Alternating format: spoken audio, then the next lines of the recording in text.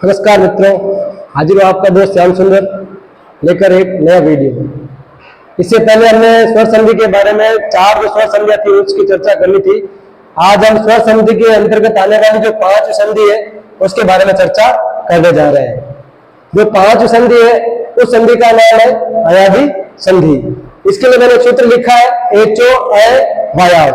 अच्छा, ये एचो अय वायाव जो सूत्र है उसके मुताबिक हमको ये क्या करा है, इसका नियम कि भाई आपके ए, ऐ, ओ और औ इनके पश्चात अगर कोई भी स्वर वर्ण आ रहा है, ए को आपको अ, ऐ के स्थान पे आपको आय, ओ के स्थान पे आपको औ और औ के स्थान पे आपको आव आदेश कर देना होता है।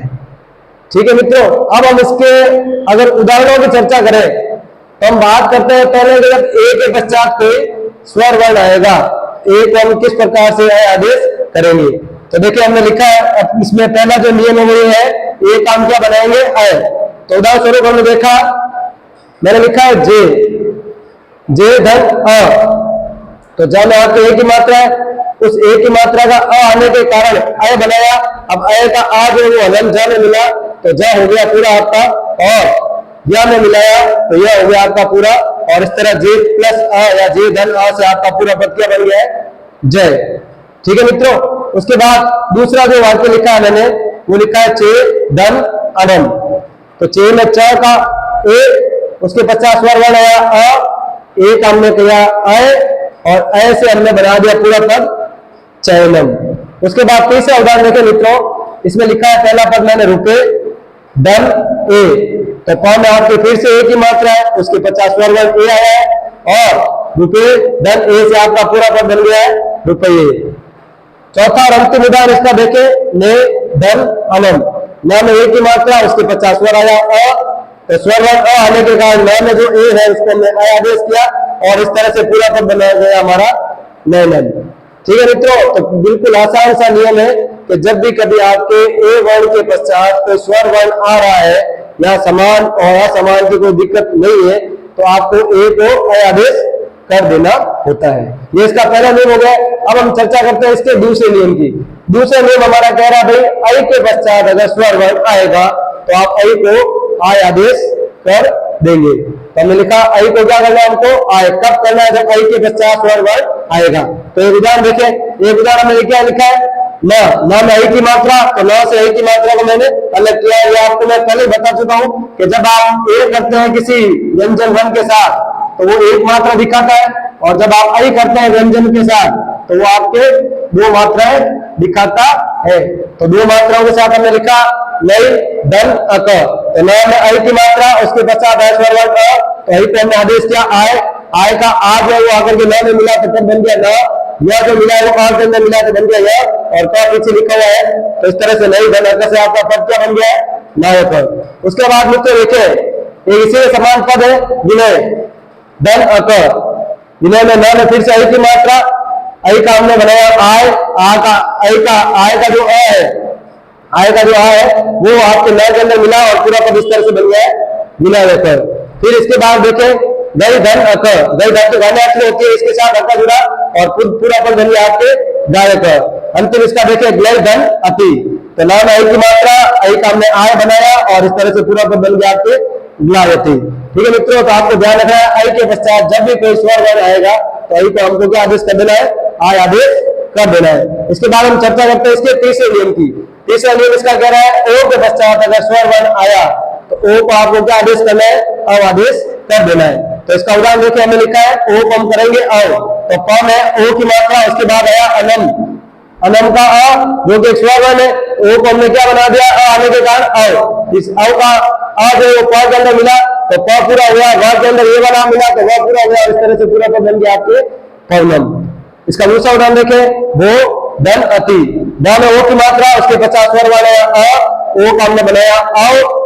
अव का अ मिला ध के अंदर तो ध पूरा हो गया, व में अ मिल गया तो वह पूरा हो गया ती पीछे ही, तो वो प्लस अति से आपके क्या हो गया, भवती। उसी तरह देखिए वो प्लस अंति, इसी का भवती का बहुवचन का रूप होता है भवंती। तो वो धन अंति से क्या बन गया आपके पद भवंती। ठीक है, अंतिम उसका उदाहरण देखें मित्रों, ध में फिर से ओ की मात्रा है और अनम का अ। तो ओ को हमने बना दिया आओ, और इस तरह से पूरा पद आपके बन गया है बहुनम। तो सीधा सा नियम है इसका तीसरा कि ओ के पश्चात जब स्वर वर्ण आएगा तो ओ को आपको क्या आदेश कर देना है, अब आदेश कर देना है।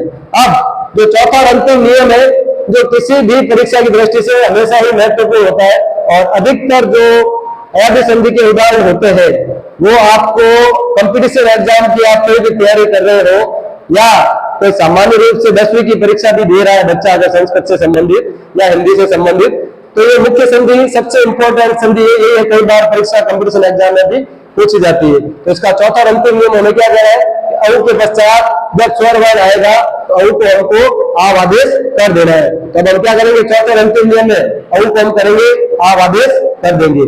तो पहला वर्ण देखा हमने गौ, गौ में ब भी है और व भी है, संयुक्त वर्ण ब आधा है, व भी आधा है, और औ की मात्रा को हमने क्या बना दिया आओ, आओ के बाद आया अ, तो द और वह दोनों आधे रहे, इसके अंदर मिला आ, तो यहाँ से पद बन गया द्वा।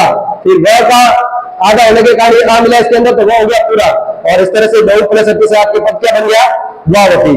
इसका दूसरा उदाहरण देखें जो हमेशा एक परीक्षा की किसी भी परीक्षा की दृष्टि से सबसे महत्वपूर्ण होता है, ठीक है, इसको आप कह सकते हैं ये इंपॉर्टेंट है किसी भी परीक्षा की दृष्टि से।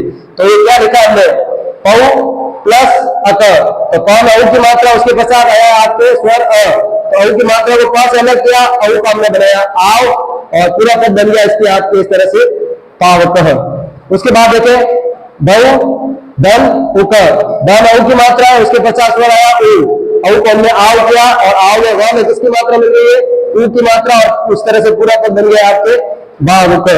अंतिम है इसका मित्रों नौ, नाम औ की मात्रा उसके बगल पश्चात आया एक का ई जो कि स्वर वर्ण है, औ को हमने आम आदेश किया, और आओ जो न के अंदर आ मिला तो बन गया न के अंदर ई मिला तो बन गया वी, और क पीछे लिखा हुआ ये है, तो इस तरह से आपका पूरा पद बन गया इसका नाविक।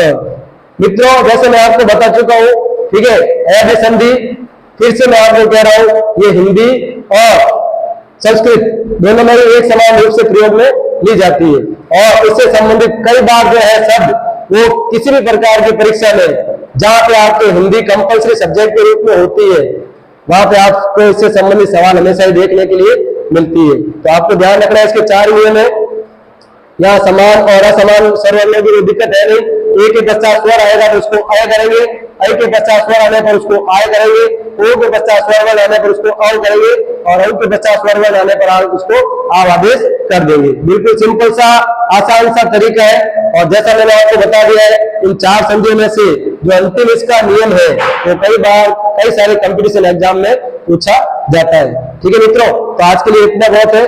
कृपया करके मेरे चैनल को सब्सक्राइब करें, लाइक करें और जितना हो सके शेयर करें। मैं इसी तरह से आपके लिए नए नए वीडियो रोज लेकर के आता रहूंगा।